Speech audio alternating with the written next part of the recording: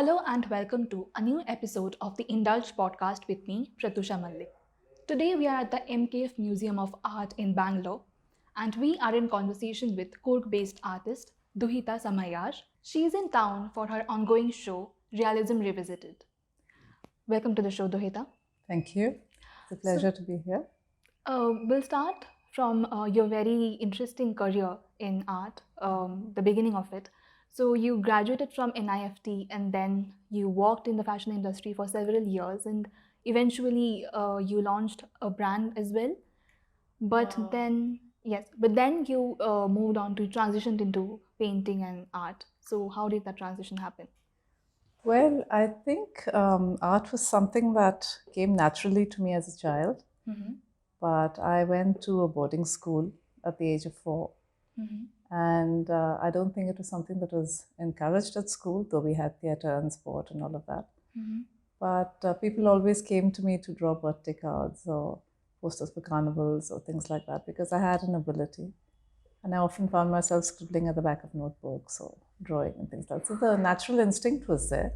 You always had that flair. It was not encouraged, because people didn't do that sort of thing those days. Right. But my father's sister, my aunt, studied. She was part of the Government Arts College in Madras. That was in the 60s, and she graduated on top of her batch. So you graduated from NIFT, you had a successful career in the fashion industry, you even launched a brand of yours? No, a brand for a company. For a company. Yeah.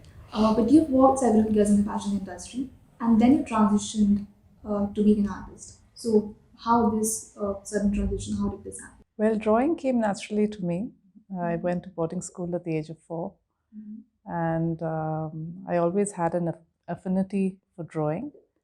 It wasn't something that we had as a subject ever at school until probably 2nd grade, and that was it. We had music and theatre, but not art.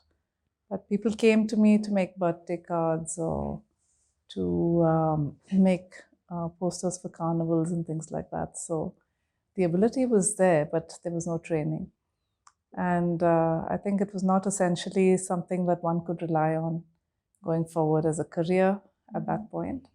Though there was some background in art in my family because my father's sister had studied art in the 60s in Madras. And Balan Nambiar, in fact, was a very close friend of hers. He's a very well-known sculptor. And she graduated on top of her batch and did her first exhibition at Max Muller Bhavan. Was offered a scholarship to do her MFA in Germany by the German government. But she didn't take it up because she was getting married. So I came to this much later. After I had raised a family, had the kids, they went to college.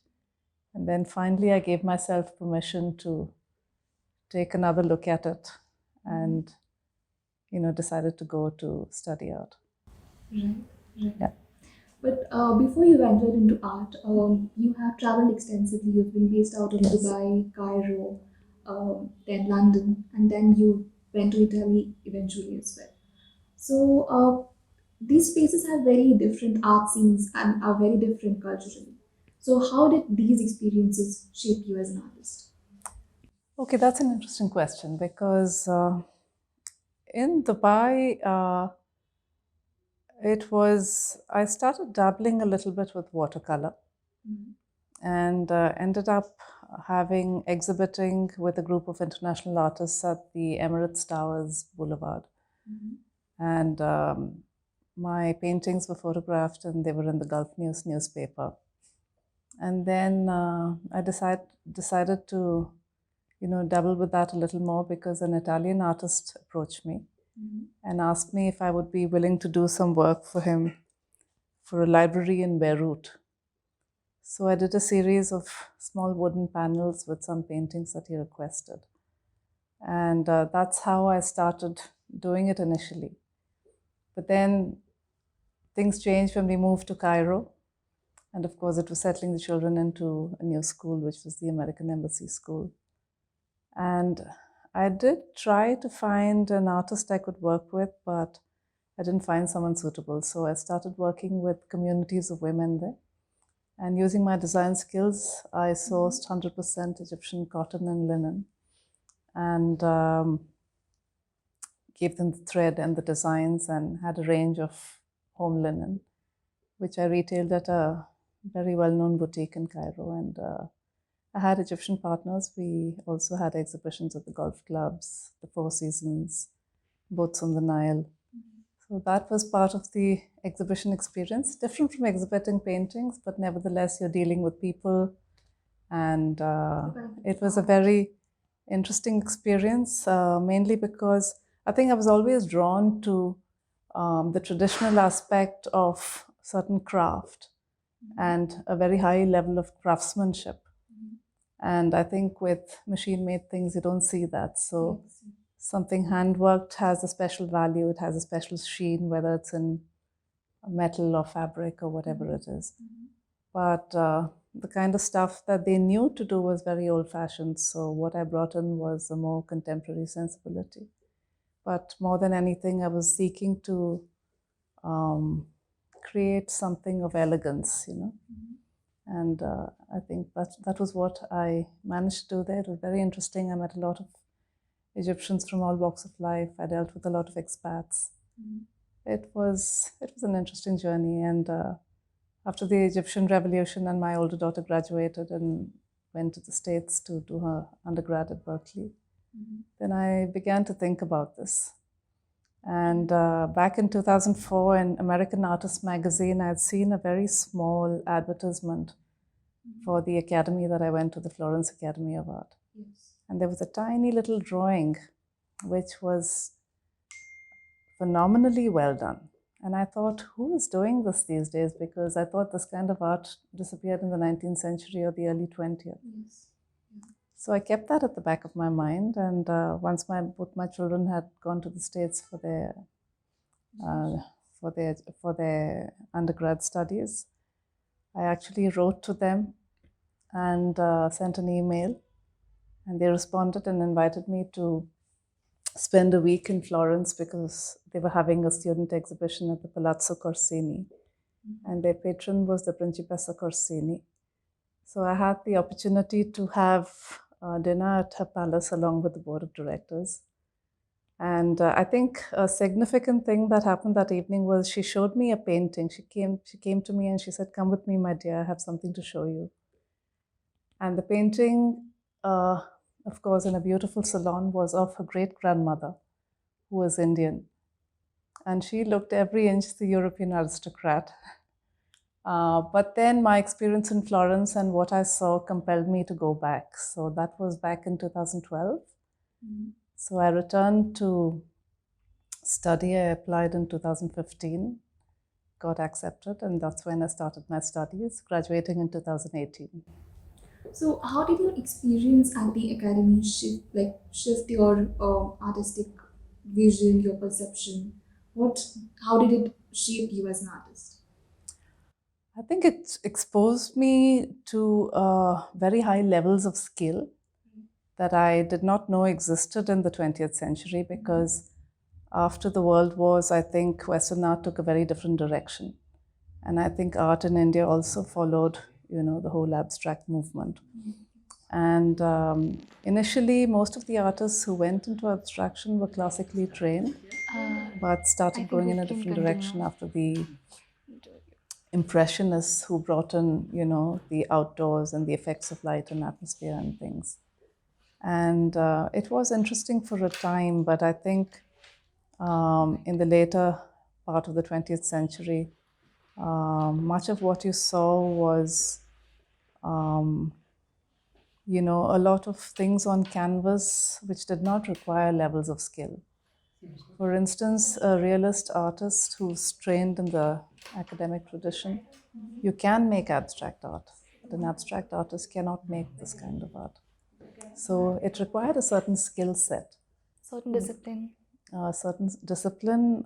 Concepts, principles, techniques, which I hadn't known really existed, because, for instance, in music, in classical music, whether it's Indian classical music or Western classical music, you need to learn the scales, you need to progress in your musical education before you can play Mozart, or you can play the music of someone like Pandit Ravi Shankar.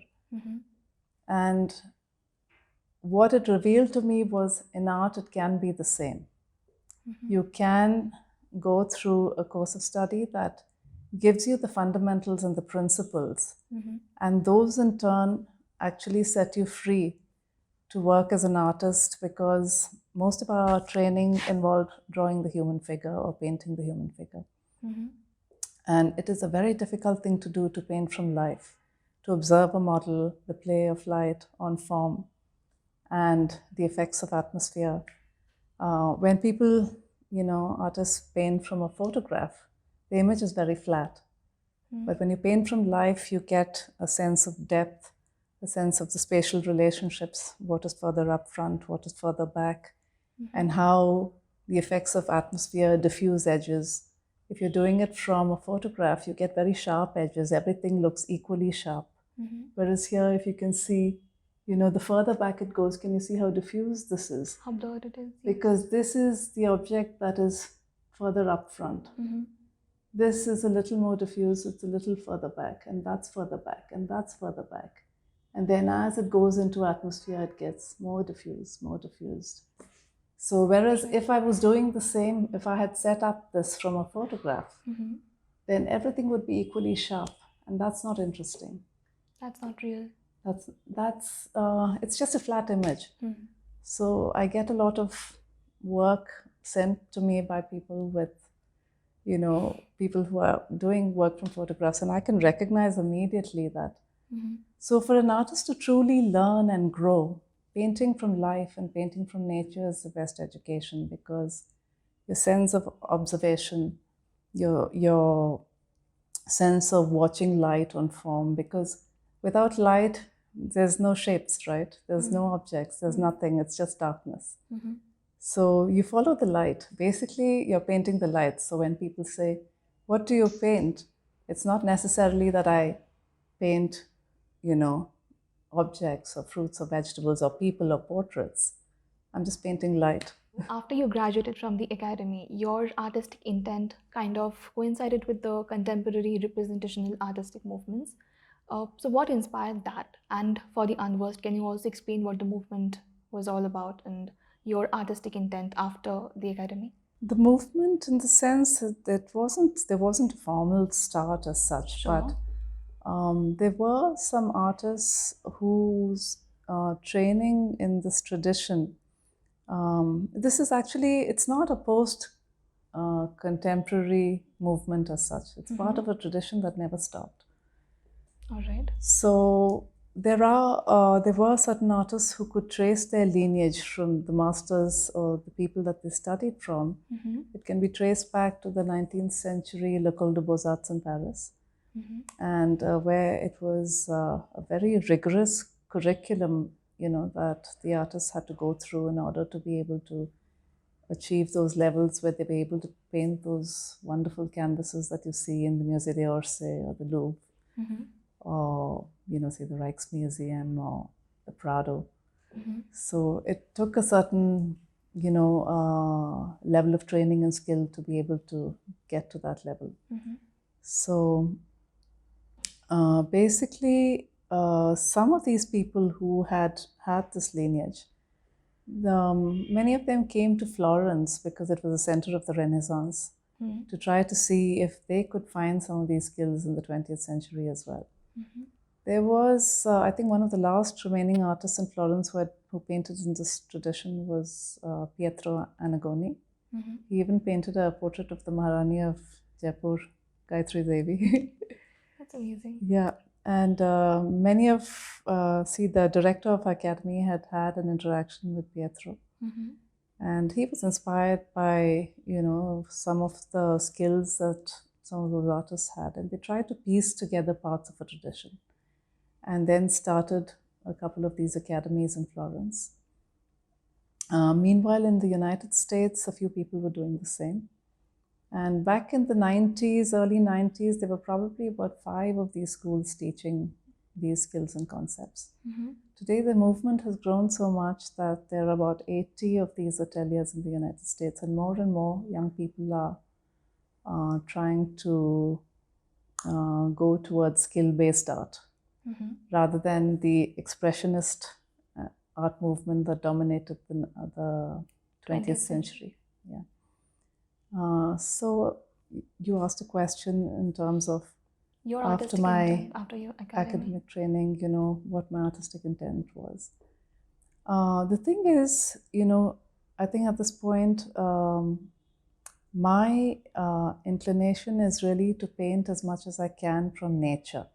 That is to paint from life, because there's no better teacher than that.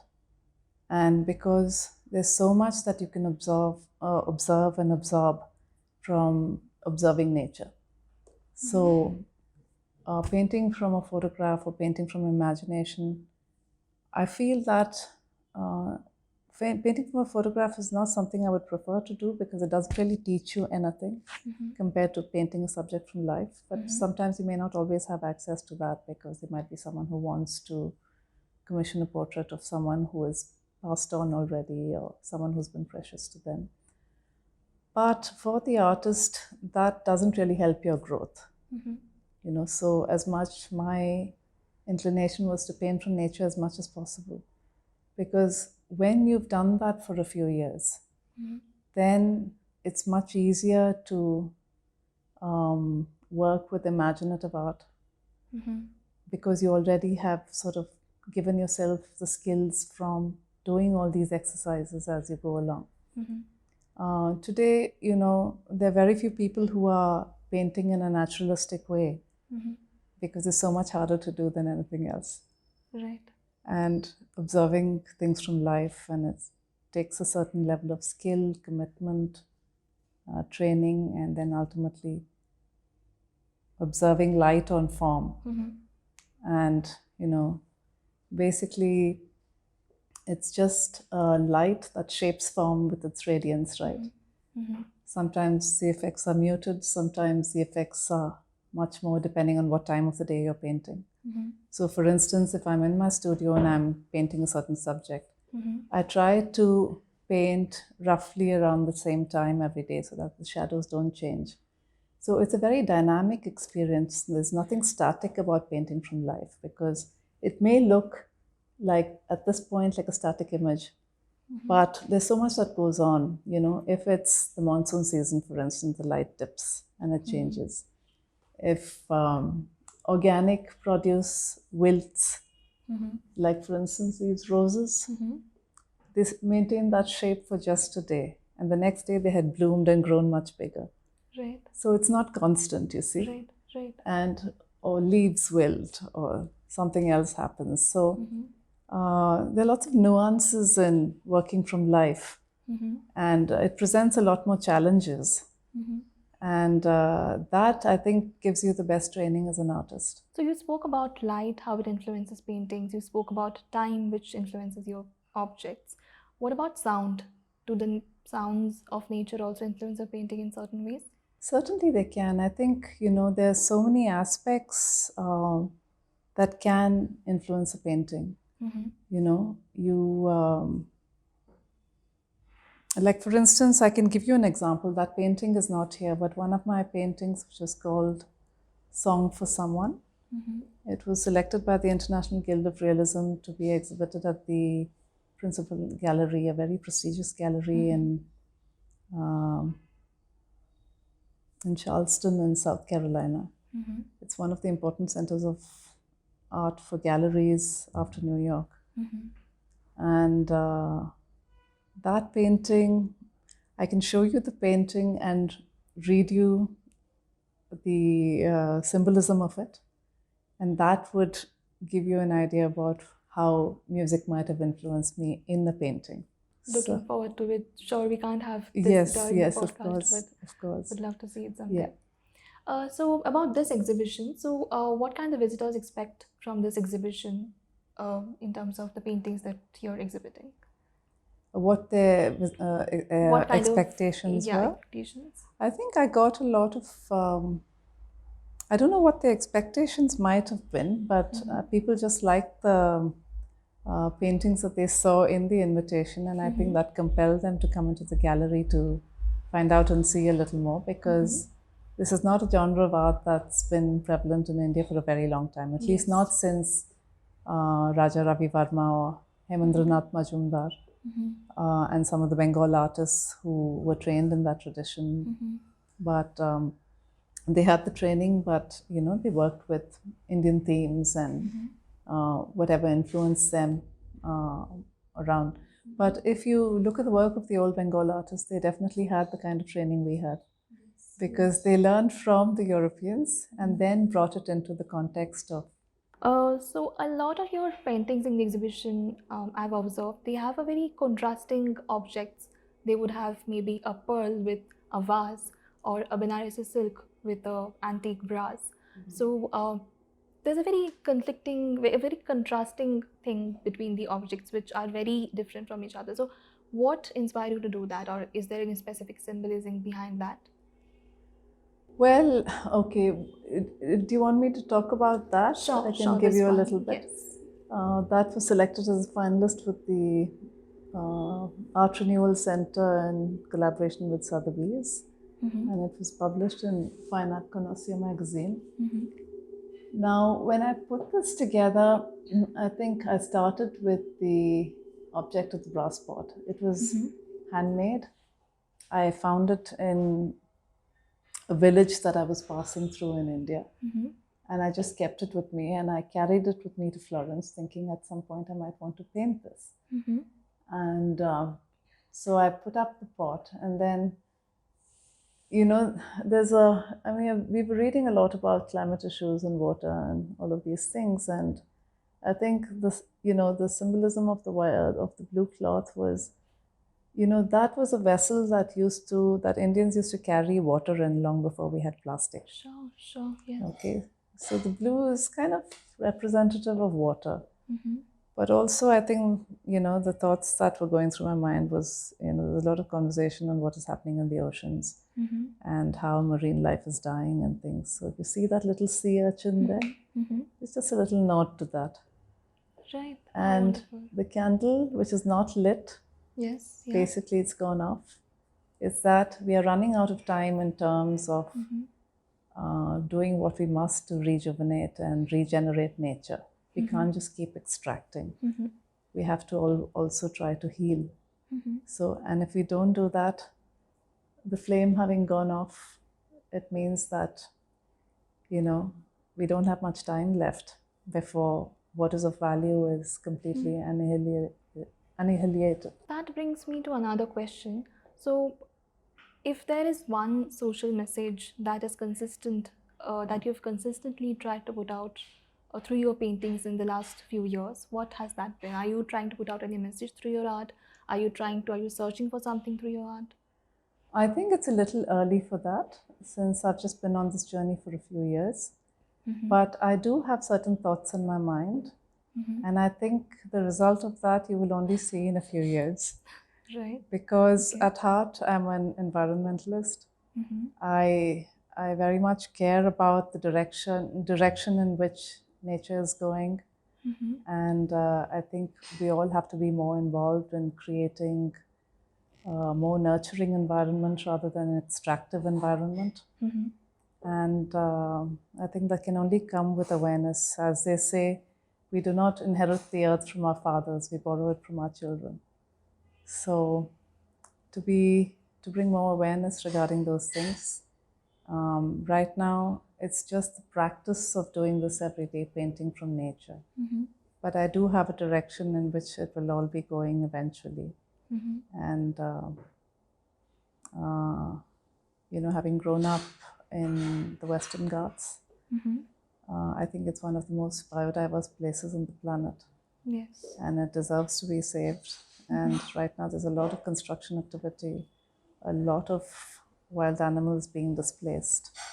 And what I personally feel is not many people are aware of the fact that mammals on Earth, the ratio between humans and their livestock is today in the 21st century, it stands at 96%.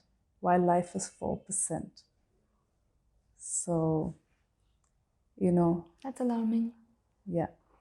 So I think eventually, if you talk about a social message and my paintings reflecting that, that's the direction that I would like to take it.